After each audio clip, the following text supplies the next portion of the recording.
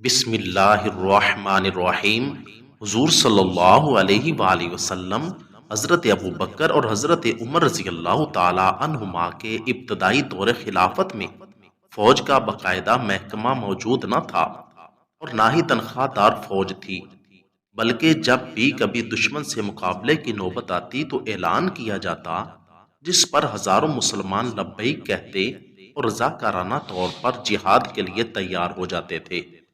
حضرت عمر نے رفتہ رفتہ پھیلتی ہوئی اسلامی مملکت کو مد نظر رکھتے ہوئے فوج کا محکمہ قائم کیا، جس میں باقاعدہ طور پر لوگوں کو بھرتی کیا گیا اور ان کی تنخواہیں مقرر کی گئیں، تاکہ جب بھی دشمن سے لڑائی کا وقت ہو تو اس بات کا انتظار نہ کرنا پڑے کہ لوگ اکٹھے ہوں گے تو تب جہاد کیا جائے گا، بلکہ ضرورت پڑنے پر فوری طور پر جہاد شروع کیا جا سکے۔ فوج کے قیام کے بعد حضرت عمر فاروق رضی اللہ تعالی عنہ نے مدینہ منورہ، فلسطین، اردن، حمص، فسطاطا، موصل، دمشق، مصر، بصرہ اور کوفہ میں فوجی مراکز قائم کیے۔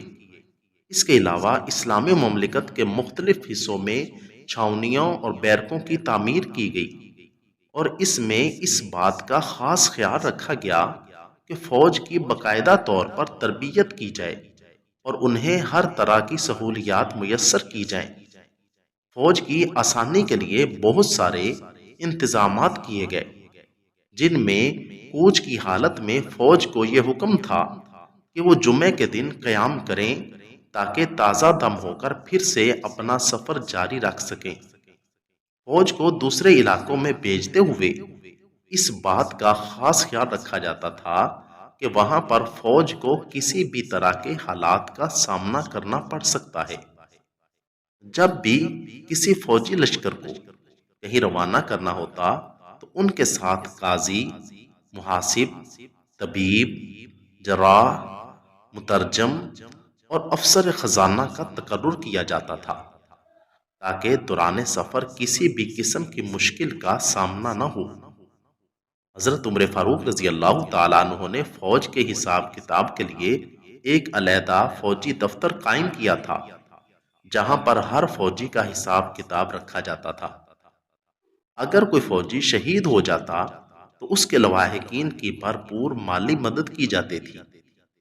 اسی طرح زخمی ہونے والے فوجیوں کو باقاعدہ طور پر ماہانہ وظائف دیے جاتے تھے، اور اس کے ساتھ ساتھ فوجیوں کی چھٹیوں اور دیگر معاملات میں حساب کتاب بھی اسی محکمے کے ذمہ تھا۔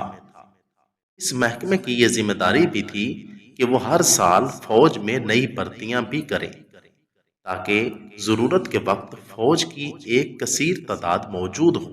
حضرت عمر فاروق رضی اللہ تعالی عنہ نے جنگ کی تیاریوں کے لیے باقاعدہ طور پر استبل تیار کیا تھا، جس میں ہر وقت 4 سے 5 ہزار گھوڑے موجود ہوتے تھے، جن کی دیکھ بھال بھی ناظم الامور کے ذمہ تھی۔ اس کے علاوہ جنگ کے دوران خوراک کی فراہمی کے لیے فوجی دفتر کا ایک ذیلی محکمہ قائم کیا گیا تھا۔ فوج کے لیے خوراک اور لباس کا بھی انتظام کیا گیا تھا۔ فوج کے لیے صرف عربی لباس اور امامہ باندھنا لازمی تھا۔ فوجی کے لیے ایک قانون اور ضابطۂ اخلاق تیار کیا گیا تھا، جس کی پابندی ہر فوجی پر ضروری تھی۔ حضرت عمر فاروق رضی اللہ تعالیٰ عنہ نے قلعوں پر سنگ باری کے لیے مجنیق اور دبابے تیار کروائے، تاکہ قلعوں پر حملہ کرنے میں آسانی رہے اور کوئی مشکل پیش نہ آئے۔ اسی طرح جاسوسی اور خبر رسانی کا شعبہ بھی قائم کیا گیا، تاکہ حملہ کرنے سے پہلے دشمنوں کی فوج کے بارے میں بر وقت اطلاعات ملتی رہیں۔ اس کے ساتھ ساتھ پرچہ نویس کا انتظام بھی کیا گیا تھا، جو جنگ کے تمام احوال حضرت عمر فاروق رضی اللہ تعالیٰ عنہ کو بر وقت پہنچانے کا ذمہ دار تھا۔